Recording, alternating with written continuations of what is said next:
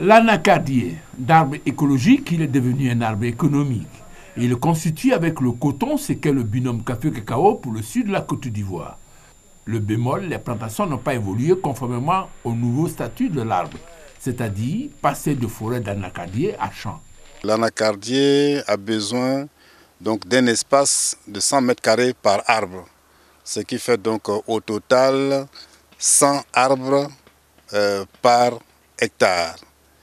Et donc lorsque les plantations sont trop serrées, vous avez les arbres qui filent, c'est-à-dire qu'ils montent à la recherche de la lumière et la production en conséquence baisse.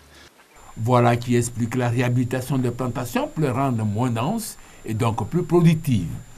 274 parcelles pilotes vont être réhabilitées dans les 19 zones de production de la Côte d'Ivoire.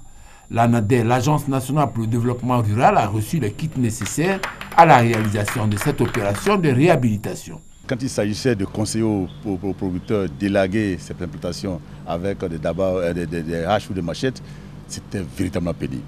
Et avec une tronçonneuse, et nous avons nos 214 agents d'encadrement qui sont sur le terrain vont être équipés de ces kits-là pour pouvoir vraiment servir dans leur localité et qui aussi va avoir son répercussion sur la qualité de la note que nous allons avoir et par conséquent sur les aspects de commercialisation et autres. Ce kit est composé entre autres de tronçonneuses, de machettes et de pulvérisateurs.